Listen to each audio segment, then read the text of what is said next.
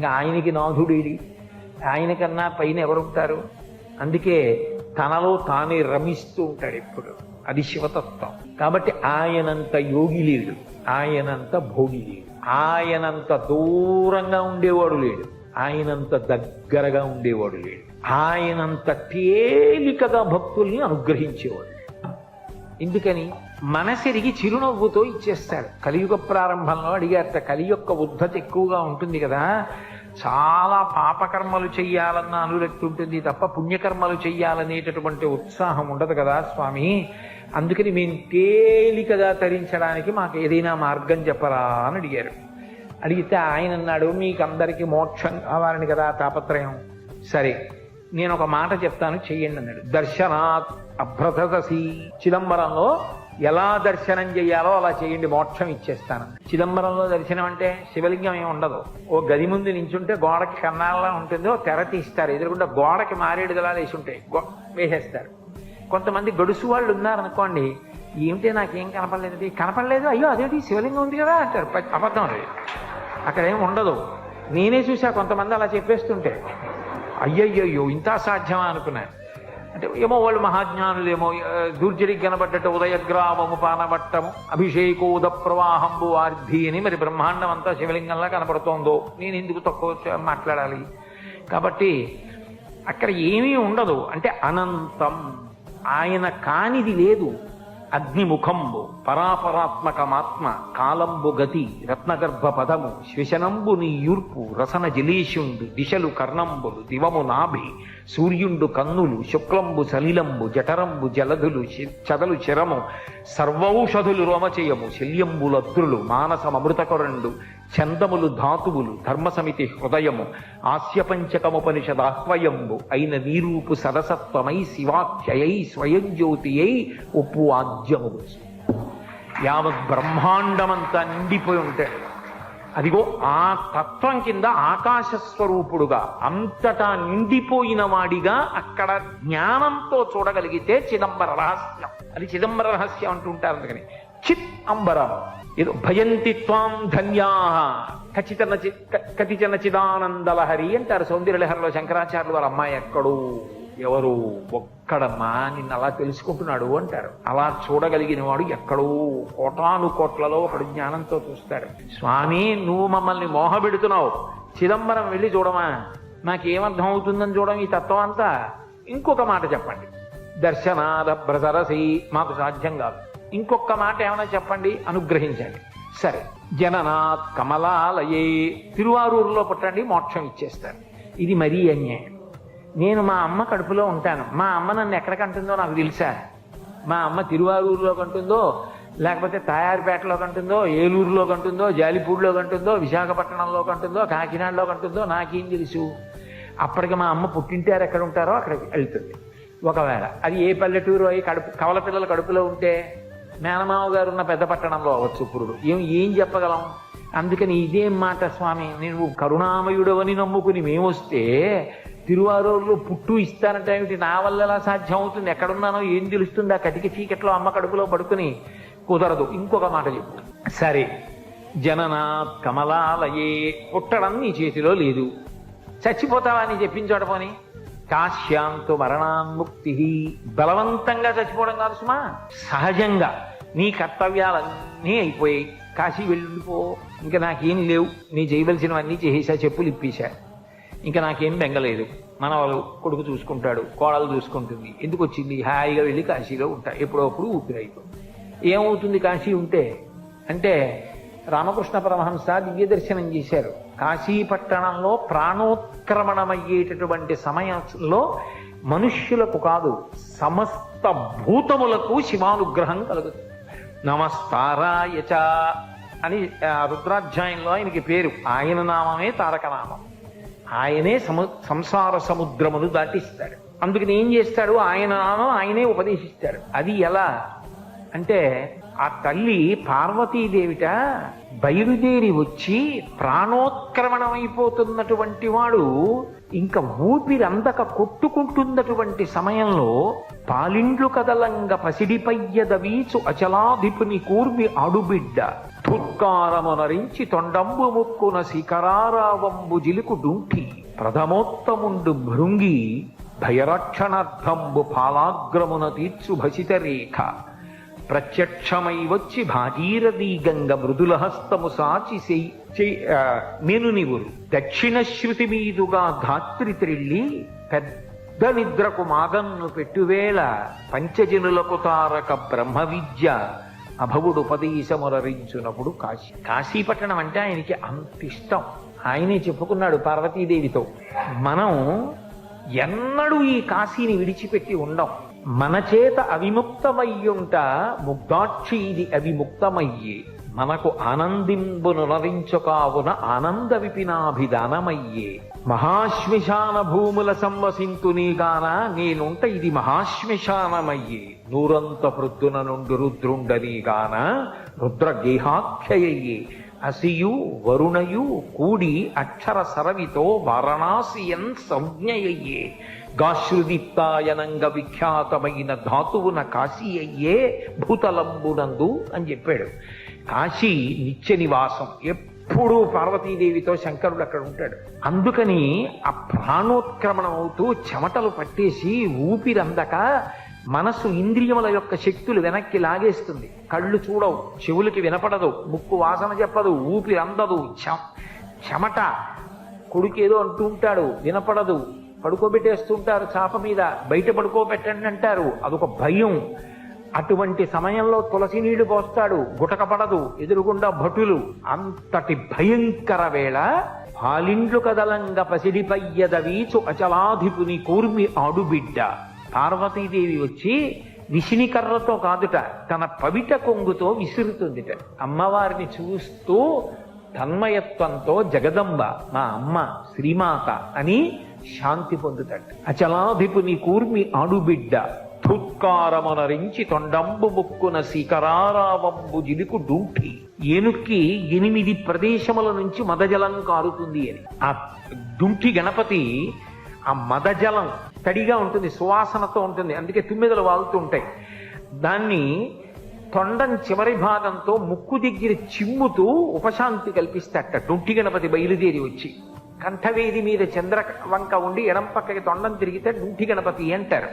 కాశీపట్టణంలో ఉంటాడు అని వచ్చి ఆయన తుత్కారమునరించి తొండంబు ముక్కున శిఖరారావంబు జిలుకు డుంఠి ప్రథమోత్తముండు భృంగి భయరక్షణార్థంబు పాలాగ్రమున తీర్చు భసిత రేఖ.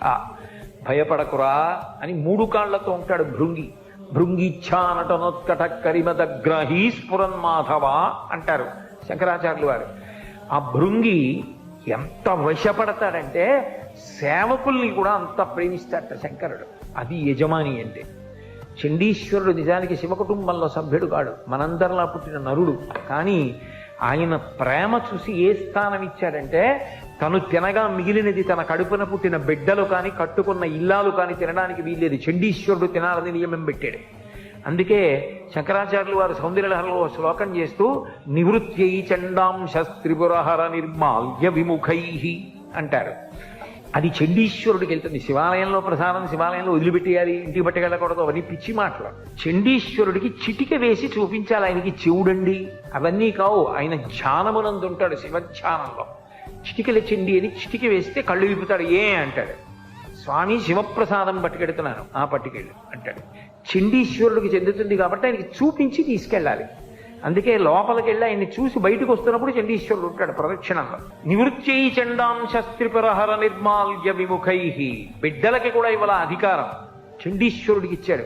ఒక యజమాని అంటే తన మీద ప్రేమ ఉన్న వాళ్ళని గుర్తించి వాళ్ళ గురించి పరోక్షంలోనైనా అలా చెప్పి మెచ్చుకోవాలి. అంతేగాని ఎప్పుడు నే గొప్పవాణ్ణి కాదు, అంత గొప్పవాళ్ళు వాళ్ళు నన్ను అనుగమిస్తూ అని చెప్పాలి. అది యజమానికి ఉండవలసిన లక్షణం. అది శివుడు చూపిస్తాడు ఇంటి యజమానిగా ఎలా ఉండాలో. కాబట్టి ఆ భృంగి బయలుదేరి వస్తాట. ఆయన 3 కాళ్లతో ఉంటాడు. చిత్రం ఏంటంటే ఆ భృంగి అంటే ఎంత ఇష్టమో తెలుసా? ఆ భృంగి కోసం మెడతాడు పార్వతీదేవితో కలిసి. కాంచీపురంలో భృంగి మంటపం అని ఏకాంబరేశ్వర దేవాలయానికి బాగా బయటికి ఉంటుంది, కామకోటి మఠం వైపు. పర్వదినాల్లో పల్లకీలో అమ్మవారితో కలిసి సుగంధ కుంతలాంబతో కలిసి ఆ భృంగి మంటపానికి వస్తాడు. వచ్చి భృంగికి దర్శనం ఇచ్చి లోపలికి వెడతాడు. విద్యాశంకర దేవాలయంలో శృంగేరిలో గోడ మీద ఉంటాడు భృంగి, చెక్కబడి 3 కాళ్లతో ఉంటాడు భృంగీశ్వరుడు ఒక్కడే. అటువంటి భృంగి వచ్చి ప్రథమోత్తముండు, ప్రథమ గణాల్లో ఉత్తముడు, భయపడకురా నీకేం బెంగలేదని బొటనవేలుతో విభూతి పెడతాట. ఎవరికి? కాశీపట్టణంలో ప్రాణోత్క్రమణం అవుతున్న వాడికి. మళ్ళీ వెనక్కి వచ్చి గుర్తు తెచ్చుకుంటూ ఉండండి. ప్రథమోత్తముండు భృంగి భయరక్షణార్థంబు పాలాగ్రమణ తీర్చు భసిత రేఖ ప్రత్యక్షమై వచ్చి భాగీరథి గంగ మృదుల హస్తము సాచి మెను నివురు. చల్లటి తల్లి, ఆ గంగకి అధిష్టాన దేవత గంగమ్మ ఉందే, ఆవిడ రూపంతో తెల్లటి బట్ట కట్టుకుని నడిచి వస్తుంది గంగమ్మ. గంగమ్మ అనుగ్రహిస్తుంది. గంగకి అధిష్టాన దేవత ఉంది, ప్రతి నదికి ఉంది. తెలిస్తే తెలిసినట్టు ఉండాలి, తెలియకపోతే తెలియనట్టు ఉండాలి. అంతేగాని నదులకు ఉంటారా? నదులు పుణ్యజలాలా? నదుల్లో స్నానం చేస్తే పుణ్యం వస్తుందా? అదో మెట్ట వేదాంతం. మరి అలాంటప్పుడు నదుల గురించి పురాణాలు అన్నింటిలో అంత గొప్పగా ఎందుకు మాట్లాడారు? శంకరాచార్యులు వారు నర్మదాష్టకం ఎందుకు చేశారు? గంగాష్టకం ఎందుకు చేశారు? నదులు గొప్పవి కాబట్టే కదా. గంగకి అధిష్టాన దేవత ఉంది, ఆవిడ ప్రీతి పొందుతూ ఉంటుంది. తాడేపల్లి రాఘవనారాయణ శాస్త్రి గారు గంగానదిలో స్నానం చేయడానికి వెళ్ళారు. గంగమ్మ అడిగింది, శాస్త్రి స్నానానికి వచ్చావు ఏమి ఇస్తావని అడిగింది. ఆయన ఉంగరం తీసి వేయిపోయారు. అది నీకు అనుష్ఠానానికి కావాలి, ఆచమనం చేయడానికి, రేపు మీ ఆవిడ్ని అడిగి పట్రా అంది. ఆవిడ్ని అడిగి తీసుకెళ్ళి ఆయన గంగమ్మకి ఇచ్చారు. గంగమ్మ పలుకుతుంది, ఎందరికో పలికింది. అంతవరకెందుకు, గురు శుశ్రూష చేశారు ముత్తుస్వామి దీక్షితారు వారు. గురువుగారి శరీరం వదిలిపెట్టేసే ముందు ప్రతిరోజు గురువుగారు స్నానం చేశాక శిష్యుడు స్నానం చేసేవాడు. ఆ రోజున దీక్షితారు వారిని పిలిచి, ఇవాళ నువ్వు ముందెళ్ళు, స్నానం చేసే ముందు గంగకి నమస్కరించి మునిగి చేతులతో తడువు, ఏది గంగమ్మ ఇస్తే తెచ్చుకో అన్నారు. ఆయన గంగమ్మకి నమస్కారం చేసి గురువుగారి ఆజ్ఞ అని గంగమ్మలో చేతులు పెట్టి తడివారు. వీణ దొరికింది. అందుకే మిగిలిన వీణలన్నింటికి యాళి, పౌరాణిక మృగం కిందకుంటుంది. ఒక్క దీక్షితారు వారికి వీణకి మాత్రం పైకి ఉంటుంది. అది గంగామాత ప్రసాదం. దీక్షితారు వారు ఆ వీణ వాయించేవారు. గంగమ్మ ఎందరినో అనుగ్రహించింది. ఒకప్పుడు భాగవతాన్నంతటినీ పరీక్షిత్ గంగా తీరంలో ప్రాయోపవేశం చేసి విన్నాడు. వా, ఏమి పద్యరచన చేశారో పోతన గారు. అమ్మా అని పిలిచిన నరు పొమ్మా అని ముక్తి కడకు ముత్తువట, లిమ్మా నీ రూపముతో రమ్మా నాకెదురంగ గంగ రమ్యతరంగా అంటే, అమ్మా అని పిలిస్తే చాలటావు, పోరా అని మోక్షానికి పంపించేస్తాం. భగవద్గీత కించిదీత గంగా జలలవ కడికాపీత సకృతపీన మురారి సమర్చ క్రియతీతస్య యమేనంద చర్చ అంటారు. అటువంటి గంగమ్మ, ఆ గంగమ్మ వచ్చి చల్లటి చేత్తో ఒళ్ళు నివురుతుంది. దక్షిణ శృతి మీదుగా ధాత్రి త్రిళ్ళి పెద్ద నిద్రకు మాగన్ను పెట్టువేళ. మామూలుగా నిద్రపోయిన వాడు మళ్ళీ లేస్తాడు రేపు పొద్దున్న. ఇది పెద్ద నిద్ర. నిద్రపోయే ముందు మాగన్నని కళ్ళిలా ఇలా పడిపోతాయి, మెల్లిగా నిద్రలోకి వెళ్ళిపోతాడు. రేపు లేస్తాడు. అది పెద్ద నిద్ర. ఆ పెద్ద నిద్రకు మాగన్ను పెట్టి పెద్ద నిద్రలోకి వెళ్ళిపోయిన వాడికి లేవాడు. ఆ శరీరం పంచభూతాల్లోకి వెళ్ళిపోతుంది. పెద్ద నిద్రకు మాగన్ను పెట్టువేళ పంచజనులకు తారక బ్రహ్మ విద్య. కుడి చెవి పైకొచ్చేటట్టుగా తిప్పి శంకరుడే వచ్చి దగ్గర కూర్చొని కుడి చెవిలో తారకాన్ని ఉపదేశం చేసి తనలో కలిపేసుకుంటాడు. కాశీలో చనిపో, మోక్షం ఇస్తాడు. అందుకని మళ్ళీ వెనక్కి రండి. దర్శనాద భ్రసరసి జననాత్ కమలాలయే కాశ్యాంతో మరణాన్ముక్తి. పోనీ కాశీలో మరణిస్తావా, మోక్షం ఇస్తాను. బలవంతంగా కాదు సుమా, మళ్ళీ చెప్తున్నాను. చాకటి కూడా చెప్పారని హరిచంపలు చేయకండి. నేను చెప్తున్నది సహజ మరణం, కాశీవాసం చేసి. అయితే స్వామి మా సంసారం ఎంత గొప్ప బంధనాలో నీకు తెలుసు కదా. పెరిగే కొద్దీ ముచ్చట్లు ఎక్కువ. ముందు కొడుకు మీద ముచ్చట, తర్వాత మంచి కోడలు వచ్చిందని ముచ్చట, ఆ తర్వాత మనవడి మీద ముచ్చట. ఇక్కడ ప్రసంగం చెప్తుంటే ఇంటి దగ్గర ఎక్కడో టీవీలో వస్తుంటే వాడికి తెలియక టీవీలో తాతగారు ఉన్నారనుకుని తాత దా నరుస్తున్నాడని ఫోన్ చేసి చెప్తే తలడిల్లిపోతాడు తాత. ఇన్ని బంధాలు. నేనెక్కడ కాశీలో ఉండనా? అవుతుందా నా వల్ల? అయ్యే పని కాదు. ఇంకొక మాట చెప్పు, స్మరణ తరుణాచలే. కనీసం అరుణాచల శివ అరుణాచల శివ అరుణాచల శివ అనుకుంటావా? అలా అనుకో చాలు. స్మరణాత్, నన్ను అరుణాచల శివుడిని స్మరిస్తుండు. ఆ కొండ, ఆ శివలింగం, ఆ గిరి ప్రదక్షిణం అవి మనసులో స్మరించుకుని అరుణాచల శివ అరుణాచల శివ అంటుండు. ఎప్పటికప్పుడు పాపదహనం చేసి నీకు మోక్షం ఇస్తాడు. చాలు. ఇంకింతకన్నా అడిగితే బాగుండదు స్వామి. 4 ఇచ్చావు, ఏదో ఒకటి అంటాం. అంతేగాని ఇంకా చాలదంటే ఇంతకన్నా అన్యాయం ఇంకోటి ఉండదు. ఇన్ని వరాలు ఇచ్చావు. బిడ్డలని అనుగ్రహించడంలో అంతటి కరుణామూర్తి అసలు నిజానికి మీకు ఒక్క మాట చెప్పి నా ప్రవచనం పూర్తి చేస్తాను. లోకంలో ఏదో సత్కారం చేస్తామండి, ఓ దండేస్తామంటే వస్తాడు ఎవడన్నా, ఏదో మీకు బట్టలు ఇస్తామండి అంటే పుచ్చుకుంటారు, మీకు పావులు ఇస్తామండి అంటే పుచ్చుకునేవాడు ఎవడన్నా ఉంటాడా? శివుడు ఒక్కడే నాగభూషణుడు. అంతేకాదు, మీరు కింద నించోండి పైనుంచి నీళ్లు పోస్తామంటే పుచ్చుకునేవాడు శివుడు ఒకడే. శివుని శిరమున కాసిన్ని నీళ్లు చల్లి, రాజశేఖర చరిత్రం అందులో అంటాడు, శివుని శిరమున కాసిన్ని నీళ్లు చల్లి పత్తిరి సుమంత నెవ్వాడు పారవై, కామధేనువు వానింట గాడి పసర, అల్ల సురశాఖి వానింట మల్లె చెట్టు. వీడేం పెద్ద రుద్రాధ్యాయం అంతా చదివేసి స్వరంతో మంత్రాలు చెప్పేసి పరమభక్తితోటి అభిషేకం చేసే లేదు. ఇన్ని నీళ్లు సమృద్ధిగా ఇస్తే ఉద్ధరణ తట్టుకొచ్చి ఇలా పోస్తూ ఉంటాడు. నీకు చేయిస్తే స్నానం అలా ఓ చిన్న గిన్నెలో నీళ్లు వేసి ఉద్ధరణేసి భార్య పెట్టి స్నానం చేసినండి అంటే, ఇంత కృష్ణానది ఇంత ప్రవాహం ఇన్ని నీళ్లు ఇచ్చాడా? మీరంటే భక్తులు చక్కగా చేస్తారు. నాలాంటి ధూర్తుడు ఆచమన పాత్ర అట్టుకుని ఏమి ఇలా పోయిలేవు కనీసం అన్ని నీళ్లు ఇచ్చారు కదంటే బద్ధకం, ఓ బిందెతో తేడు ఇంకోసారి, లేదా వరదల కింద పోసేస్తాడు. అతివృష్టి అనావృష్టి. కానీ అందుకని నీళ్లు చల్లి అన్నాడు. అభిషేకం ఎక్కడ చేశాడు రా నాలాంటి వాడు అని నన్ను దృష్టిలో పెట్టుకుని వాడు నీళ్లు ఎక్కడ పోశాడు? నీళ్లు చల్లాడు. పోనీ పత్రి మనస్ఫూర్తిగా ఓం నిధనపతయే నమః అని ఇలా వేశాడా? ఇలా చల్లేయడమే. పత్తిరి సుమంత నెవ్వాడు పారవయిచ్చు, పారేశాడంతే ఆయన మీద. అయినా ఆయన పొంగిపోయి పోన్లేరా, 6-7 దళాలు తెచ్చావు, నా మీద నీళ్లు చల్లేవు, ఏదో నేను ఉన్నానని నమ్మి వచ్చావు, చాలేరా.